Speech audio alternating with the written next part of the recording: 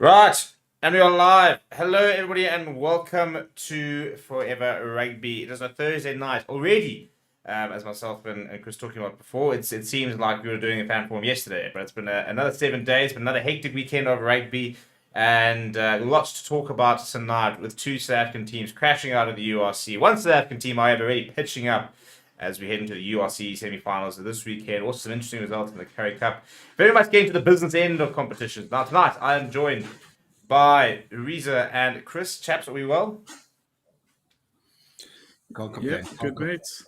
Thank you. Yeah, we're gonna get nice and controversial a little bit about the Sharks and the Bulls and the very wet pitch performances we saw last weekend. So lots to chat about in the next sort of 45 minutes, by the way. If you have anything to say, please do chuck it in the comments. We've got a poll running there saying, will the Stormers make the URC final? So go and give us your opinion. Will they? Will they not? Go and vote. But yeah, so chaps, URC semi-finals, which means that last week we did see 4 teams going out that were Ulster, Bulls, Sharks, and Glasgow. Now, technically 2 upsets in inverted commas in terms of teams who finished below their counterparts that did win. Although Glasgow managed to pretty, they were fourth and fifth and about 8. I think it was about 6 or 7 points difference, so it wasn't massively different between them. But let's kind of work through the game of the weekend. So first of all, on Friday we saw Ulster going down to Connacht, a pretty typical sort of playoff game, I think. A bit of an arm wrestle. The skill set on display was pretty awful. There were a lot of knock-ons, very scrappy, messy game. But, the big thing I think for me is as a Stormers fan, do you watch that game and are you nervous of this Connacht side? Chris, what was your sort of take on that Ulster Connacht game? Yeah, one of huge disappointment, obviously, because that got us out of our betting multiple straight away for the weekend. So it was not a result I was expecting at all, to be honest. But maybe in hindsight, Ulster haven't been the force that they've been recently. Let's be fair. They have, not as strong usually. I mean, I backed them because I backed them usually in an Irish derby home. You usually go there. As I said in last week's show, Connacht away are often dodgy. But Connacht arrived, I mean, it's one of those games where you can see in the first 10 minutes where the game's going.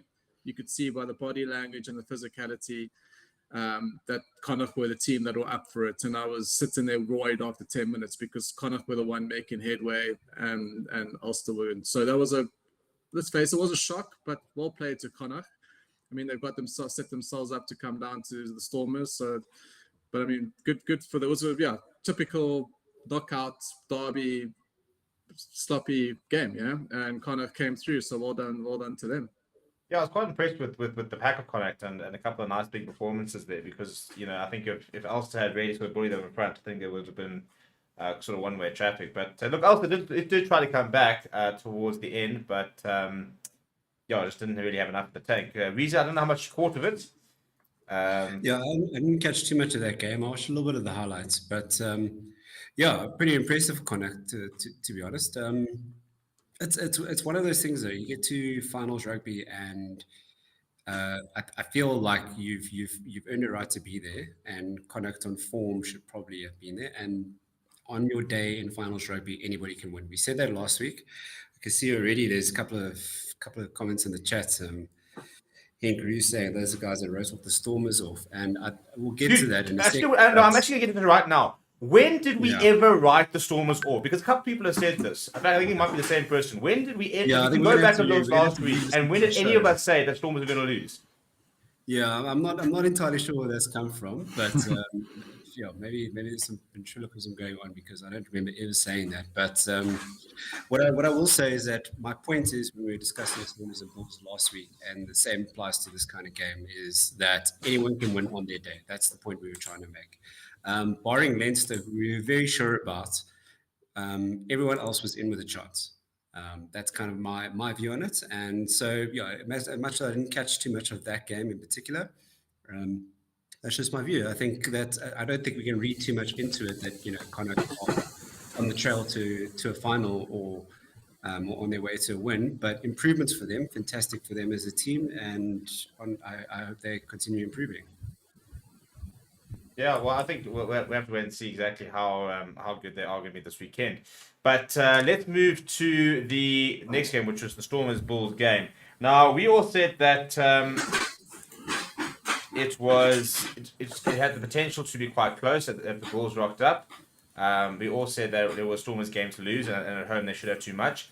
Interestingly enough, a lot of us were saying that we weren't sure if Dion Free was going to be fit. We didn't expect Dion Free to be fit, and I think he did play quite well as well. Leon Zast coming back as well, getting onto the score sheet as well. So for me, if I look at that game, probably the strongest. I think the Stormers are going to get to the strongest side they have, and a performance that looked a lot more like them. In terms of them having. Money by controlling things. I thought Hershey Yankees played very well. Again, we talked about the fact that we wanted Hershey Yankees to start and stuff like that. But Reza, I'll start with you this time. Yeah, an interesting game. But Bulls didn't really pitch up. Stormers, probably the scoreline probably flattering the Bulls in the end, that late try. But Stormers were in the driving seat from the get-go and never really looked back. 100%. And I think that, Bulls didn't just quite kick out of fourth gear at any stage in that entire game, which is a pity for them. I really do believe that they showed enough to warrant that they have the ability to do it. But it's the story of their season, much the same with the Sharks. They have not quite rose to the occasion when they needed to. They've got the ability to. It's just, I'm still not convinced that their coaching at the moment has gone the right way. So Stormers, it's not a surprise. There's nothing there that shocked us. Again, I'll deal with those comments. I don't know what was going on. I don't know what we said last week that made everyone have the impression that we were back in the Bulls. But yeah, we have to lend some credit to the Stormers. They've had a tough couple of weeks leading into this quarter, shown a lot of grit. And I hope that this quarterfinal is a sign of things to come for them going into the semis and hopefully a final. If they can sustain that BMT that they were showing, just soaking up the pressure when they needed to, playing smart rugby, and just avoiding the small errors is what got them where they are today and win over the Bulls. Yeah, I think going to some of the comments. I think PK makes a good point. Says, imagine you're 9-10, finding form in the knockouts behind a world-class pack. The Stormers will be cruising to the finals. I think that was very important. I thought that we spoke about the fact that I said that I wasn't convinced about Paul DeVette, and I'd like to have seen Hershey Yankee start, which he did. And I thought he played very well. And Moneybook as well looked back to his best. And I think those two in tandem control things. And I think that was a very big point of difference for them. Whereas I think the Bulls just didn't really manage the game particularly well. I'm a big fan of Money, by the way. I mean, sure, he had a couple of off weeks here and there, but overall, I think he's really starting to show a bit of form, bit of class, and I think higher honors are soon incoming. Yeah, and I know Chris had a couple of audio issues, so I'm not sure, Chris, if you can hear me, if you want to add your 2 cents about the Stormers Bulls game. I think he can hear us, but we can't hear him, unfortunately. So Chris might have to go back to the earset. In the meantime, we'll just continue talking about the fact that the Bulls are a bit of a crisis. Jake White talking about a bit of a rebuild, saying he wants to go to, he wants Ruan Nokia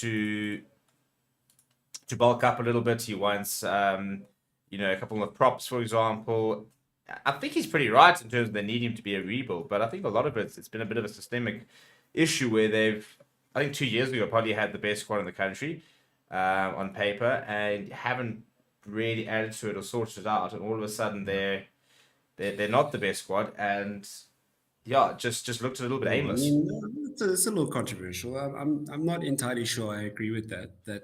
Hey, coming out of COVID, they won everything. They won two cups in a row, the Super Rugby thing, as well as the Rainbow Cup, and then got to the Rainbow Cup final. What I'm saying is that I'm not entirely sure I'm convinced by Jake's comments. Okay.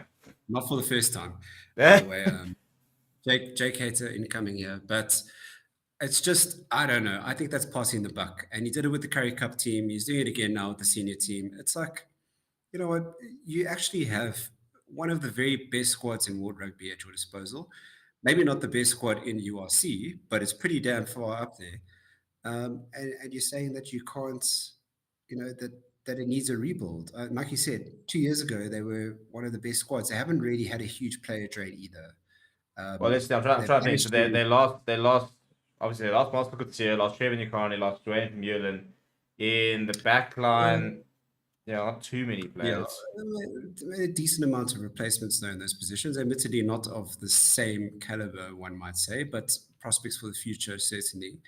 And it's just like I don't know. I'm not really convinced by Jack White's comments there, and it just feels like he's trying to divert from maybe his own staff's inadequacy in the back there in getting that squad to where they should be. But look, at the end of the day, we need to talk about their campaign overall.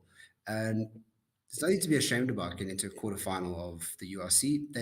The fact that we're saying that they haven't great and that they've still got in there, it should goes to show just the high expectations that we have for that squad and for that coaching staff. And I think they should still hold their heads up high. Maybe not the campaign they wanted, but not a total write-off. Yeah, look, I think the biggest thing for them is that they were going to need a home playoff really to sort of give them quite a big boost. And I think obviously it's quite difficult to go and win down in Cape Town. And that I think has played quite a big role. Only so half of them. I mean, yeah, Stormers winning at home, Nesta winning at home. But yeah, it's an interesting one. Yeah, and it's difficult to know exactly what the right answer is. We're gonna try bring back in Chris if he can hear us. And it sounds like can you guys hear me? We can hear you, Chris. Tell us all about throwing. Reza's throwing in Jake Slander, and are you gonna jump on the Jake Slander, or the Stormers just that good? That's why I was nervous. I was gonna miss this segment because I knew what was coming about to come from Reza, and I was gonna miss out. So I had huge FOMO there. Yeah. And then I see that there's some X Factor surprises for next season. Can you believe it, eh? Jeez, that guy. Yeah. It's full of promises. Just going back to the game, like you said, I mean, I was one of them that thought that Bulls would put up a fight, but I'm going to be honest. On Thursday when we were speaking, Dion Fourie in my mind wasn't playing, and then the Bulls had shifted Gerson to fullback, and he's not playing well, in my opinion. He doesn't look. And that was also a last minute, literally on the day type move as well. Yeah, so and Stormers found their form again, with Fourie on the pitch and the crowd, and that was the Stormers that had been playing for the last 18 months. And we said if they bring that, they do win well, and that's what happened. They are at the moment a superior team to the Bulls, and it showed. You're right, the scoreline flattered there, the try at the end. The Stormers are in control of it. Like I said, Lebok was back. Playing well. Back to that form that we used to. Roos there, I think, is also helps a lot. That I love that the balance of that pack when Fourie and Roos are there. I think it ended up being almost what we expected, but even a much more bigger win for Stormers. And Jake White, I mean, you would think that he would be leaving, he'll be out the door now. But as I said, he looks like he's made some big promises, bringing in more players, X Factor, but I don't know what he means by that because he brought in a lot of the old timers, and I haven't seen the value that he's added to that Bulls side by bringing those guys in. He's a professional bullshitter. That's what it is. And I mean, the guys in the comments, Dion Franks, Jake suddenly has a master plan like for next season and stuff. Like, I mean, the one is if Jake White had any other name, he would have been fired already, 100%. Yeah, I think I agree as well. They gave him a very long-term contract, so they did fire him. They probably have to pay him out quite a bit of money. So the question is how do the Bulls come back? They talk about a couple of X Factor surprises, for example. Look, Vilko Low coming back could be quite a big coup for them to genuinely replace Trevor. I think they are missing a world-class tight end. But what else does this squad need if they are going to be competitive next season? Go ahead, Chris. I got one, but I'll let you go first. Honestly, I don't think about Bulls Rugby much in my life. I haven't really sat through that and thought what's going on in Jake White's head. I don't know. Like for me, I haven't felt for the last 2 years in both Curry Cup and URC what is their strongest team in general, and I just don't feel that they are missing 4 quality players. There's 4, and I would say 2 of them in the back line and 2 of them in the pack. I don't remember the Bulls pack being not as effective as they haven't been recently. And Elvin Glow was also the glory boy. I mean, he's all right, but I've expected him to be pushing on, and he hasn't. So I don't know. I think we spoke about it. The Bulls used to bring a lot of good youngsters through. Like I don't see that coming through like these players to the Bulls ranks. I don't know the answer, to be honest. That's not something I don't know about Bulls rugby. I don't know what they have there in their Arsenal, in their academy. I know they've got money, but is going to buy players the right thing like the Sharks have done. It hasn't worked out for the Sharks, has it? So I would rather get people that build these players up, bring them to the system, get them wanting to play for the Bulls, just like the old days, I would say. But I'm no expert on Bulls rugby.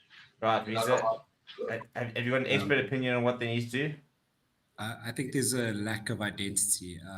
I think when Jake White first joined, they already had something going and they kind of built on that. And it was very much, as you were saying, Bulls rugby of old, adapted slightly. So a dominant pack, a lot of go forward, and then give the freedom to the guys on the outside. It's a simple game plan, but it works well. Right, and I think that they've lost that going into URC this year. You're not seeing the same kind of thing. So, and my other problem is squad consistency. I think they had a lot of options at their disposal, which they're not very used to. And to see a guy like Similani playing in Curry Cup it's a travesty. Really, it is. He came over there and has now been lost to the system. One never wonders if he will ever make his way back to the top tier of rugby again. And if he does, it'll probably be at an overseas club. And that's really sad. And I feel like perhaps the confidence is not being instilled in players that are being brought across.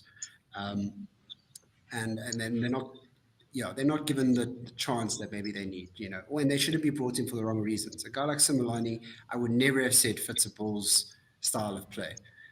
Coming from the Lions. And so just because he did well somewhere else, it doesn't mean that you should buy him just to deprive the Lions of a player. And because we're not a threat anyway. Yeah. We're not a threat, but it's just like, I don't know what the reasoning is behind it. But that's just an example of a bigger problem that I'm seeing. But yeah, they've got some work to do. I think it starts with a change in identity. Another thing for me, guys, is if you look at the old Bulls of old, or any team, for me, brilliant or really good 9-10 axis is very important for any team. And you look at the Bulls teams that we watched of old, that Dupree, we spoke about last week, and Mornay State, that was the pivot there at 10, and the Springbok centers. And you look across their back line now, they don't have a world-class scrummy, they don't know who their file is. It's staying, of course, they're way past their prime. For me, I know there's some Christmas fans out there. I'm not a fan. Then you, like I said, you rotate in that centre. Baku and the Sevens play at heart. So I know nothing against them, but it's just for me that balances the player. And then you don't have the Bucky's, Porter, or Matfield in the engine room. So those are the quality spaces that I noticed. They just don't have that there at the moment. Not to say that it won't come quickly. So I don't know who the Bulls youngsters are coming through, but that's what what I see in the Bulls. But Stormers have that the box on form, the Springboks, and the Duplessis that are running the team, and probably I would say make the Springbok squad soon. So that's the difference. Yeah, I just don't think Jake White suits the Bulls. I don't think it was never looked right. I just don't think he is right for the Bulls either. Yeah, neither Heineken Meyer coach. Well, you mentioned Stefan Gans, and my biggest frustration with the Bulls was almost actually a lack of seeing him this season, because when they came after COVID and they had that Rainbow Cup spell and the Curry Cup and everything they touched to gold, he was playing some brilliant rugby. And then this season we barely see him, and now sort of started playing a little bit towards the end. When the season's pretty much over. So I think you talk about the best side. I think that's a very important point. I don't think they know what their best side is. I do think they need a world-class centre. I think that, you know, they probably need to look at another fly half because Jan Hurston can't stay fit. Chris Smith's a very solid option, but I don't think he's not, you know, bashing the doors down and stuff like that. And I think they need a world-class lock, a world-class tight head, and probably even another somebody else for the loose trio. Yeah, they got the back three. I mean, Aronson, Yeah. Moody, Nkosi are one of the best back threes you're actually ever going to come across. But in front of them, they with them not having what Bulls are traditionally good at, they're not going to thrive, right? But for me, Moody and Aronson, I love them. They're magic together. They were in a better side. Chris, if you, I mean, like, hey, Rion in the chat, how's it, Rion? Thanks for commentating and not being on the show. Yeah, stop enjoying your holiday. Yeah. But Rion makes a good point, is that we don't actually, the Bulls don't actually know their playing style. They don't know their starting backline. And it goes for the whole team. I mean, you talk about Sabu and Corsi, and I go, well, I mean, geez, the guy was more out than in half the time. And their personal issues aside, it was the case with a lot of players. I mean, barring a couple, you know, you couldn't really predict a starting 11, starting 15 most of the time. You know, so yeah, that's my issue. I think that's the thing about Bulls rugby though. Yeah. You know, like you said, Nkosi is a talent. He's great. He's playing but they need to be nurturing this guy. They need to be looking after him. They need to be put him in, building him up and getting his confidence. But it seems like you said, it's in and out, and no one's doesn't quite know. We don't feel we know what's going on there. Yeah, no, lots of things that need to happen at the Bulls in the off season if they are to try and get back. Look, at the end of the day, they're the Bulls. They've got lots of resources. They've always got a bank of young players, and they always seem to be able to bring in a lot of people. So, if there was one union, which in theory I think could turn things around quite quickly, I think there probably is one. But as much as we want to talk about how bad the Bulls are, let's talk about how good the Stormers are and how much of a chance they've got in the next 2 weeks. Personally, I think that they should not be losing to Connacht on Saturday. I do think Connacht, they've got a clean bill of health, so it'll be a very similar Connacht side. But at home, against the side, which traditionally doesn't travel well, which I do think had played exceptionally well, probably, you know, above standard to the usual standard last weekend. Chris, Stormers game to lose, isn't it? Stormers aren't going to lose, no. Well, there we go. There we go. No. I think no. Well, I think, you know, look, I feel much better than I did a week ago, right? What Stormers brought to the table. Yes, it's Bulls, and Stormers have been getting themselves up for the Bulls, dominated. But let's be honest, Bulls probably, well, would they beat Connacht? Yeah, they probably would. I just think, you know, Connacht played a big game last week. They've travelled. I think it took a lot. This is a factor in rugby. We've seen it the whole season with URC and this travelling. I think it's going to be a big task for Connacht to come and live with Stormers. I think Stormers are back. You know, Stormers play like that at home. They're very, very difficult to beat. Yeah, Munster beat them, but that was their dip in form that they hadn't had in 18 months. So no, I see a 15-point Stormers win here at least. 15 points there. Reese, do you tend to agree? Yeah, I've got nothing to add. Fully agree with Chris. Glad they showed up, and because they showed up, they will win this weekend.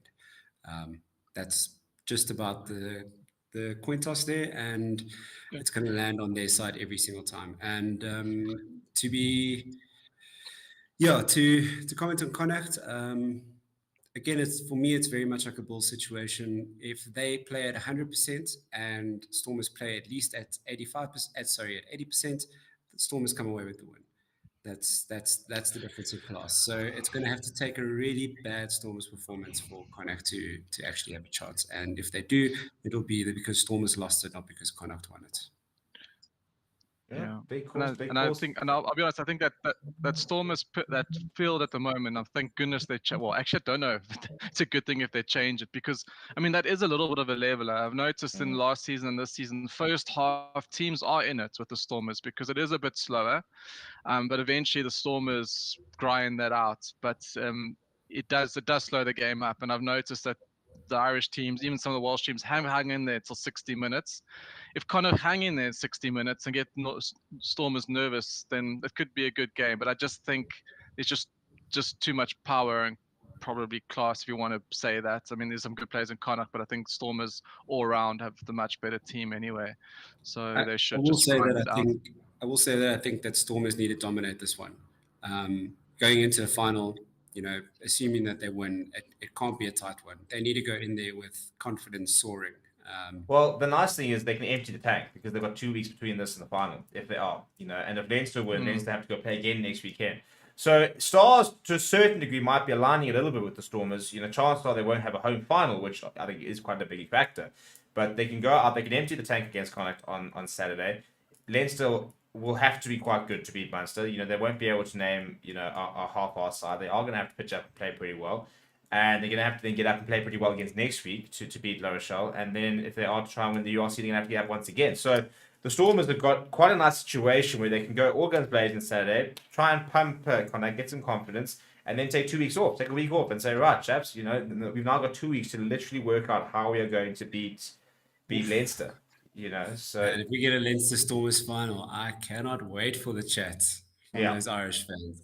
No, it's going to be. If we even say the Stormers have a little bit of a sniff, we're in for it. But then you'd be writing with the Stormers, which we're also being shouted at for doing. Yeah. So we can't really win. The Stormers lost to Connacht last season. Hey, did they play them in the round robins this year? I can't remember. They would have. I don't know. I think it might have been away. No, I can't. That's really lost on me now. I'm sorry. I'm reading a comment here from Will. Why can't Dobbo decide where Damien's position is best? And my answer to that is because no one knows what's Damien's best position. Damien doesn't know what Damien can choose any position in the back line. I think it's centre. For me, it's centre. For me, it's 12. If he's in the back line at that 12 pivot, we have far more chance of scoring points. I do enjoy him the most, I think, at 12, because I think it gets them into the game the most. And I mean, I just want to see him touching the ball as much as possible. I just think he's such a phenomenal player. Finally, really sort of getting to that form. I like him at centre because, as I said, he touched the ball more. But having said that, you can't drop down to see at the moment. No. Yeah, good chat here as well. A point about the weather. My mother's actually in Cape Town at the moment, and she says it is miserable down there. So cool. Well, Connacht's winning. Never mind, chaps. I'm going to put all my money on them.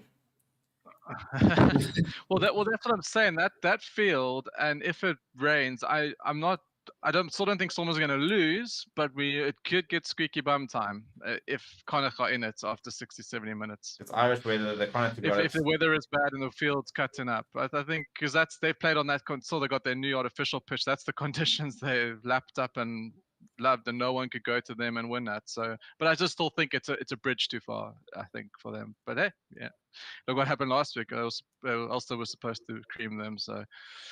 Yeah, that's true. And I said never write off the underdog, and especially when you can start to do something special. It's one thing when you're quarterfinal, when you start suddenly going, well, semi-final, final, 2 games, 2 wins, trophy. It starts to get really, really. And also, I think last year the Stormers, they had the underdog card, I think, for most of the playoffs. I don't think even going into that final, I think after the Bulls beat Leinster, I don't think Stormers would have gone to the game as favourites, despite hosting the game. I think people are sitting thinking, oh well, this is Jake White, this is a final, this is the Bulls that have just beaten Leinster. Whereas now Stormers have to wear that tag of you Oaks are one of, if not the best side in the competition. So if you guys lose, that's a stuff up for you guys. You're expected to get to the final. Everyone's pretty happy to basically say, yes, they did finish third, but I think we can realistically say Stormers and Leinster are the 2 top teams in the competition. So now you've got to deal with a whole different sort of psyche, where in the past you were still dealing with a side that was overperforming. Now you've got to perform to the expectation. Yeah. Hey, and as we sit today, Dion Faris 50-50. Eh? If Dion doesn't play, let's face it, Stormers like Dion were 70-80% of the team. And you can't say it's one player, but he is one of the rare times that one player isn't that influential on a team. The problem is also, if he isn't playing, and it's greasy and it's heavy, don't think Connacht aren't in this game. Yeah, the problem is also, it's not just the case that he's not playing, but Namakaba has been out for a while, so they don't have a like-for-like replacement. They don't have somebody who's great over the ball. They don't have a fetcher who can go out and make a lot of turnovers. Even if you're looking at, for example, like a Joseph Weber, he's not a hooker that does a lot of fetching. So Stephen Kitsop has to do quite a lot of work, and it's not really ideal to have your lead set prop doing it, despite how good Stephen Kitsop. No, he is. Have you seen that video of him throwing balls into the line out? I'll tell you what, that man is a thing. He could play hooker, I reckon. I was going to pack him down 2 next season. Flip, this is an interesting one. I haven't really thought about this too much. Mikhail Aries, sorry if I mispronounced that. Would the season be a success if the Stormers were to lose on the weekend with a top 4 finish in the URC and a top 8 finish in Champions Cup? I think anything less than this final would be a bit of a failure for the Stormers. I think if they got to the final, lost to I Leicester, I agree. think they would say, cool, that's a nice follow-up to the first season. We've got Champions Cup. It's a nice experience. We got to a final. Leicester were too good fine. I think if they lose to Connacht, they'll be sitting there going, shouldn't have done that. Yeah, because I think a top eight in the Champions Cup, as we said, was probably a failure. So, like you said, a final, nothing short of a final, redeems that season. Yeah. Yeah, well, I think I top agree. eight. To be fair, I think top 8 is about as far as we could go. I mean, I wouldn't put it down as a complete failure. I think it's. I don't know. To me, you can't be finishing. You can't be a finalist in URC and be happy with the top 8 in Champions Cup. Well, you look at the semi-finals, for example, of the Champions Cup, and the top 14 Premiership sides did sort of dominate. There was only one URC side in the semi-finals, which was Leinster. So, as I think a final at the top 8, I think they'd be pretty happy with it. I think a top 8 and a top 4 will be a disappointing season. The next sort of question we can debate hopefully next week and the week after is whether they can then go all the way. But let's first watch them try and get past Connacht, and let's talk a little bit about Leinster and about Munster. We're trying to sort of throw them almost together.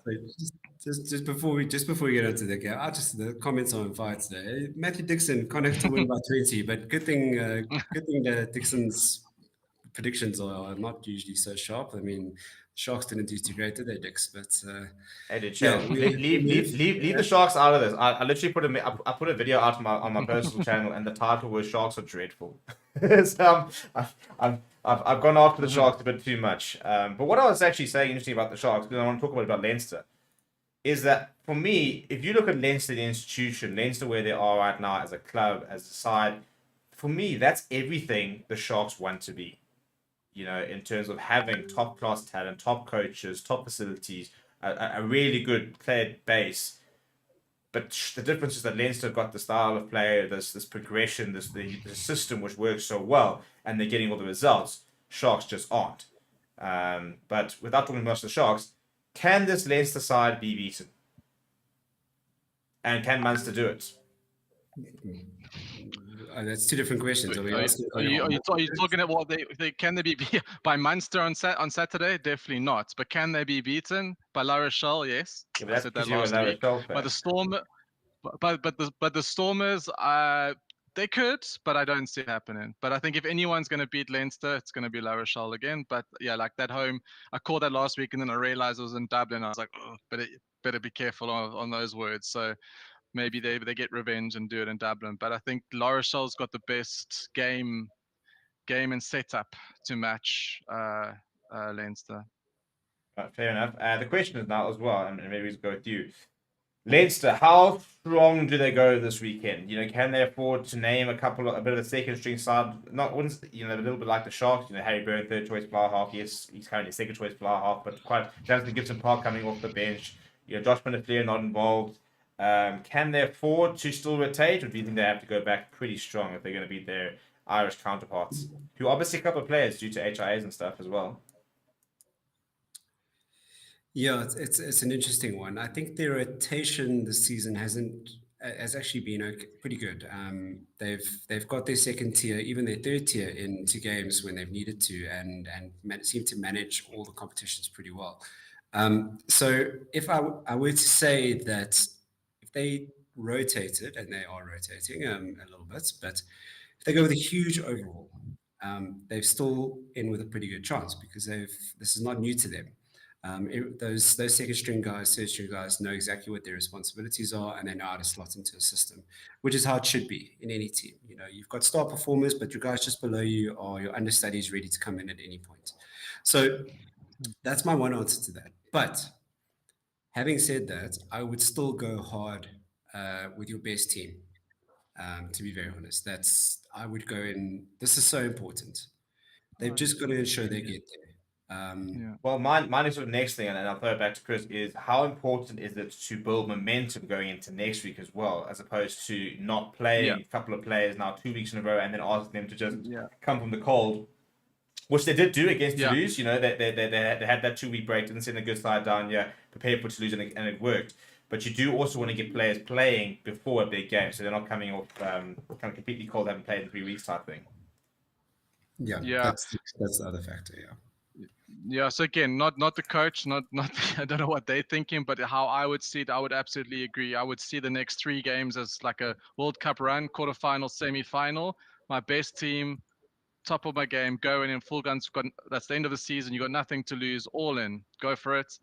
And if they do change, I don't see as a big detrimental effect to the outcome anyway, because we have seen their change teams play very well. So if they want to do it, they can. That's a luxury. They want to do it, they can.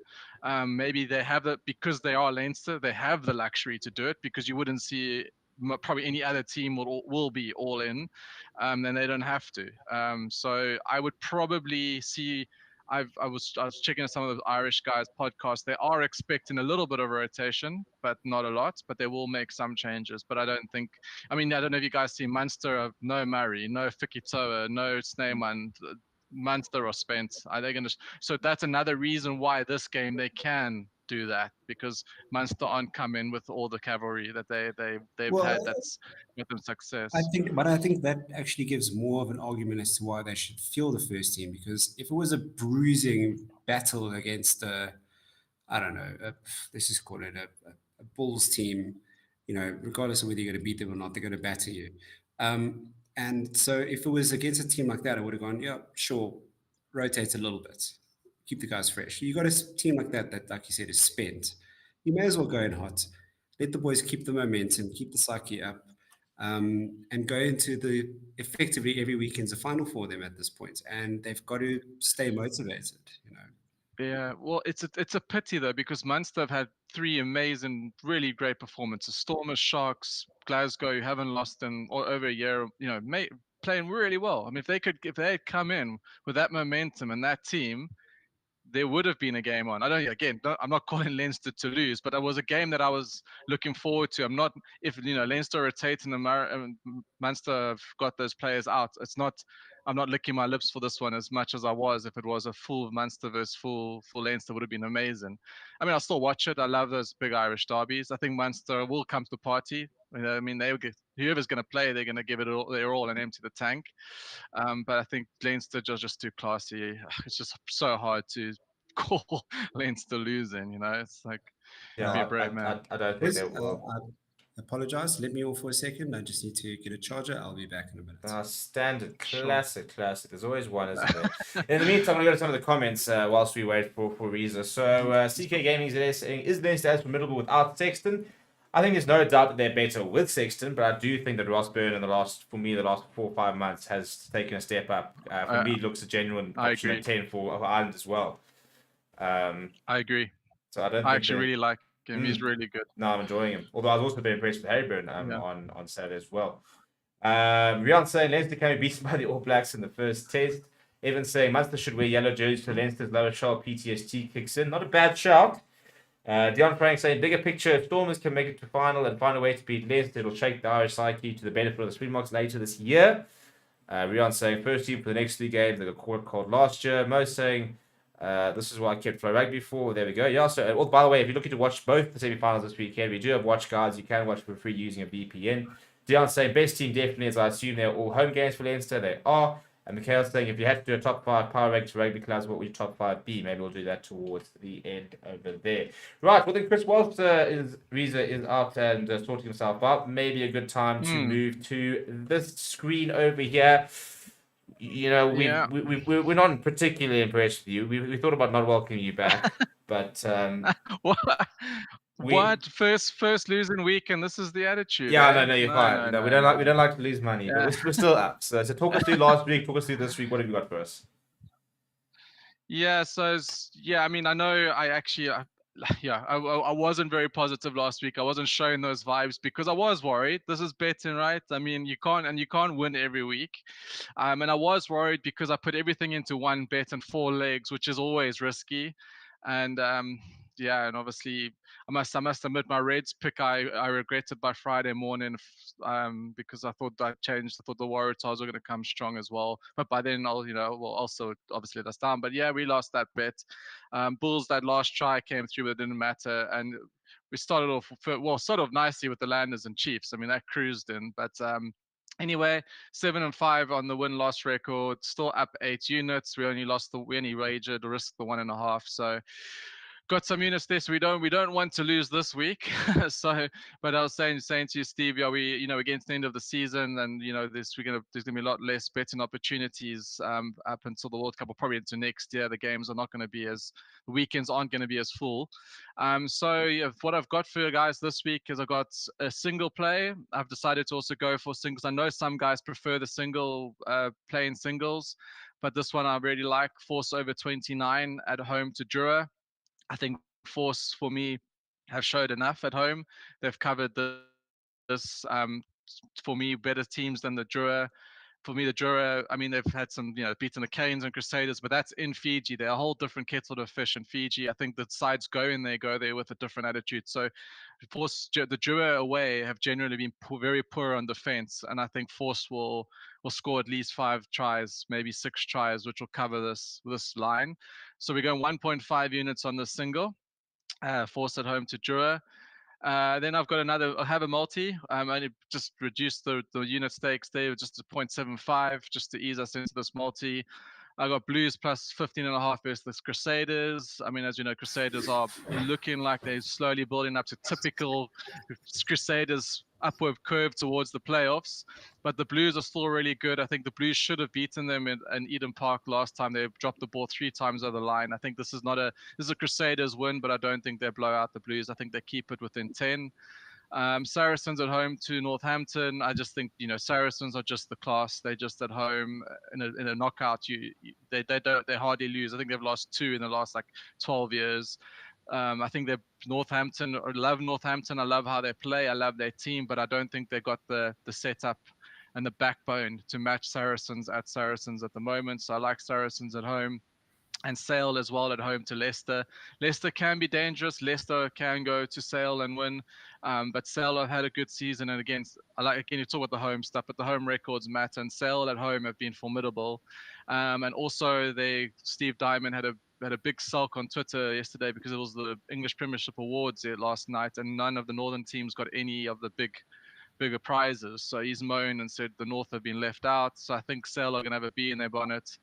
And want to prove well, they play Leicester's also North, obviously, or Midlands, but still think Sale. So Sale plus 6, so we cover the Leicester banana skin. If Leicester win by 3, we still win.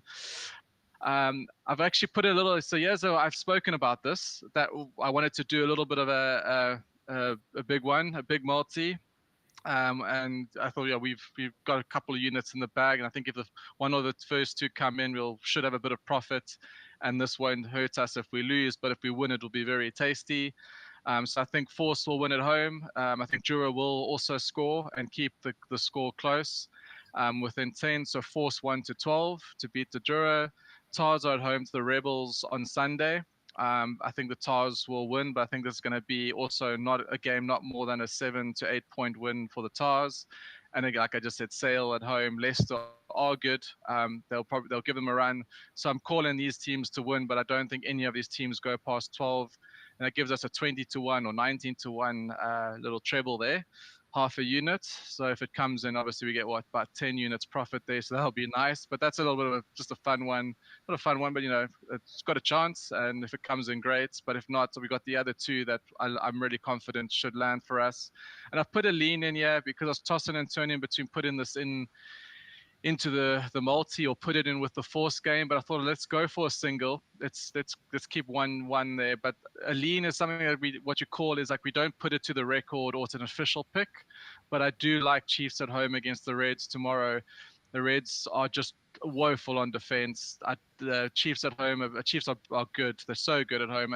The Reds, firstly, they can't tackle and they don't have a tight five. So the Chiefs are going to get a few roll-in mauls. I can see it. A couple of those. They're going to expose the Reds, and the Reds will probably score as well. So I was thinking of the overs, but the over is 67, which is a lot of points. So I think the Chiefs will land this. I think they get close to 50. This is a lean, so I'm not going to put it to the record. So I've put this as an option for you guys because maybe you guys don't want to play the trebles or the high odds. So if you fancy maybe not playing the treble, play this one. I'm calling this out. If you have alt lines tomorrow, take Chiefs at like over 38 or 39. But that's just the lean. We won't put it to the record. The first three are for our record. Gosh, well, there we go. So lots that could happen, lots that might not happen. Hopefully, we are talking about 2 wins next weekend. So thanks, Chris, as always. Yeah, looking good at the moment. So hopefully we bring back another win next week. Right, chaps, just to start sort of finishing up.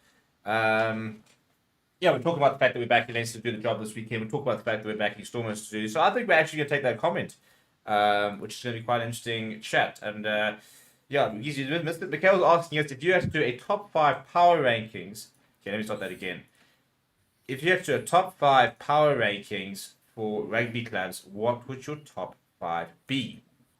So let's try and formulate a top 5 there, people. I think. Okay, who 5 people, and let's try and rank them as well, just for shit and giggles. So teams, I'm going to throw out there, for me, have to be a Leinster, a Crusaders, probably a La Rochelle, given the last 3 years. So for me, that's a 3 there. The question is, for me, who do we add to those 2? Would you guys disagree with any of those 3 not being in a top 5? Well, we're talking about we're talking about current form, obviously. Yeah, like right now. If you have to, let's say power rankings, which move up and down. Right now, who are the top 5 clubs in the world? I agree with the 3 for now. In that But order? No, let's just get a 5 first, and then we'll do an order. Okay. All right. Leinster, so as we said, Leinster, Crusaders, and La who was the Rochelle. third one you said? La Rochelle. That's La what Rochelle. I've thrown in. Yeah. Okay. I'll take that. Sure. Then, The question is, who do you add to that? This is quite a Obviously, Stormers. I mean, come on, obviously. I think if we're going on a current form and winning titles and so on, it's going to have to be a Stormers as well, or 4th. Anyone from the Premiership?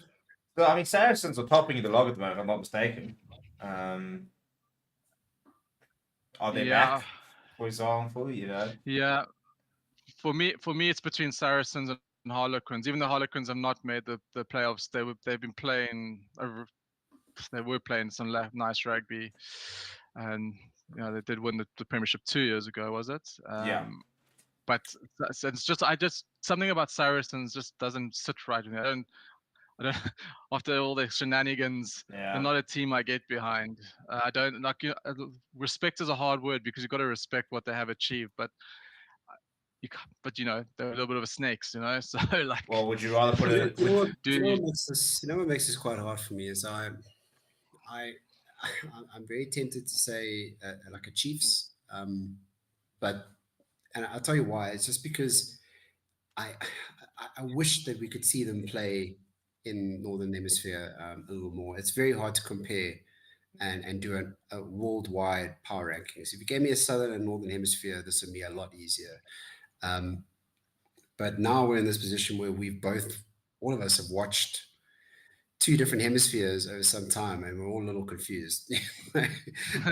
Well, I agree with you, Reza. I think on the back of the last 4 months at least, Chiefs are. Well, they're undefeated this year. They're 10 from 10, I think. Yeah, well, if you're right. We have to be right on the spot right now and do a power rank, and Chiefs have to be above Saracens and Harlequins. So I agree, Reza. Chiefs would be my 5th. That would be my 5. And we're leaving Stormers in there. No Toulouse. No, we're not throwing in Premiership. So no Premiership sides, Big. It's a big call. It is a big call. Yeah. Hey, look, it's very tough, and no one's going to be happy about this. To be honest, I'd love to chuck it to Toulouse in there. Yeah, it's This- just it's been up and down between them and a couple of other guys in that French league for a while. But like we said, we've picked one out of the French guys, and La Rochelle are deservedly at the top at the moment. So Yeah. So are we? And So, the so English Prem has been. Sorry, Steve. yeah, no, I'm saying so. No, carry on. So are we happy to settle then that we've got Leinster, La Rochelle, Crusaders, Chiefs, Stormers as our 5? Right now, the power rankings, that would be the top 5. Right. Let's go 1 to 5. 5 Stormers. hmm Yeah. You have to be honest here. No. Yeah. No, Chiefs would be above. I reckon Chiefs beat Stormers if they played each other. For me, the next. I mean, as I said, right now, form-wise, Chiefs are 10 from 10. So in theory, form-wise, right now, you should put them ahead of Crusaders. I can tell you right now, if they were to stop the Super Rugby tomorrow and say, listen, COVID's happening in 2 weeks' time, we have to play a final tomorrow, it's Crusaders versus the Chiefs, I'll put all my money on Crusaders. They just don't I lose. agree. They just don't lose finals. So agree. do we put Chiefs above Crusaders, or are we putting Chiefs at 4, or are we putting my vote's for La Rochelle at 4. at 4? Yeah. Current European That's- champions, La La Rochelle Rochelle at 4. Okay. Chiefs 3, Crusaders 2. I think let's not forget how dangerous New Zealanders are, and sure, La Rochelle are great in their competitions and in their hemisphere. I'm still backing a New Zealand team if they were to go. I agree. If Crusaders are full strength, if they have their team, like if let's say everything's equal, right? I even think Crusaders beat Leinster in a final as well. I think they just got enough there to do the job. I know it might be controversial, but I think if they played each other, Crusaders will even beat Leinster. So we're going Crusaders top, we're going Leinster top. So are we agreeing that we're putting Chiefs third? No, My 5. I'm going to put. I would still put Leinster first in the rankings. Yeah, so would but I I. think if it came down to a big final, Yeah. I wouldn't be writing off the Crusaders either. I would. It's a pick'em game straight down the bloody middle. But I think Crusaders just seem more so than because. Leinster need to win some more European titles for me. I want to see them beat La Rochelle. Like that's what I really want. If I want to see them do, and they deserve to, but I want to see it. Let's not forget the Crusaders are the best team in the world next to the All Blacks. In terms of honors. Yeah, but they don't play Curry Cup, man. Tough out here. They don't have to go to Kimberley. Yeah. No. Just all potch, yeah. They haven't played well, but they do this every season though. Like they've won 6 on the bounce, but most of those seasons, if you look back, they never start well, and we go, oh, it's not the Crusaders of old, and then before you know it, the bloody buggers have won the thing, right? And they're getting their players back. If Robertson's at the helm, I think next year we might see some changes, but right now, full strength Crusaders, Robertson at the helm. Good luck to anyone who plays them in a final. So are we going Leinster, Crusaders, Chiefs, La Rochelle, Stormers? Yeah. Well, there we go. That's the one. The Forever Sports top 5 power rankings. So thanks to Mikhail for the talking point. That's more kind of what we want on the show. If you guys, have some interesting questions, stuff like that we can then debate. So that's what I've got. We'll make a little graphic there and we'll throw it out there and cause some controversy, see what everybody has to say. And that pretty much wraps it up, people. That's been another really cool fan forum episode. Chris lost us money last week. He's going to win us money this week. And hopefully look at the bigger picture, Steve. Keep in the process. Thanks. Yeah. Can't buy my mother a present on Sunday. Thanks, Chris. Yeah, you just ruined Mother's Day. Trust the process, boys. Look what's on the table this week and stay positive. You told me to be positive last week. Now, I come. And now no almost the negative you. Now we all need to be positive, and we'll get these ones over the line. Well, I hope so, because the end of the month's starting to come on the horizon. We might have to do a young withdrawal soon. So let's keep some W's going. Maybe you should start winning your golf bets on the golf course. Maybe you should start winning those. Maybe let's talk about golf. No. Okay. We'll find out who won our three-hole battle very soon. I'm not subsidizing your dodgy golf deals and golf shots through. That's a subject. Good times. Right, people, please do smash a like on the video. Please do subscribe to the channel as well. This, by the way, if you would like to listen to it back, will be on all your favorite streaming platforms: Spotify, Amazon Music, Apple Music, Google Podcasts, everything you can imagine. It is available on audio version as well. So you can stream it all there. It'll be available within the day, by the morning, basically. And then obviously all these different clips are all being uploaded to Forever Rugby, so you can go and check out the betting clip and stuff like that if you need to go and check out your bets and stuff. Chat, thank you very much to everybody else. We'll see you guys this weekend. At this stage, 2 big watch-alongs, hopefully a couple other watch-alongs as well. We'll be doing some sevens tomorrow as well. Blitzbox, who have been absolutely dreadful this season, will hopefully be a little bit more on point tomorrow. They're playing against, I think it's France, in the evening, and they've got a USA, I think, in the afternoon, or it's on Saturday. It's got a very cool pool though, so that should be quite cool to get back into some sevens. And yeah, we will see you guys all next time.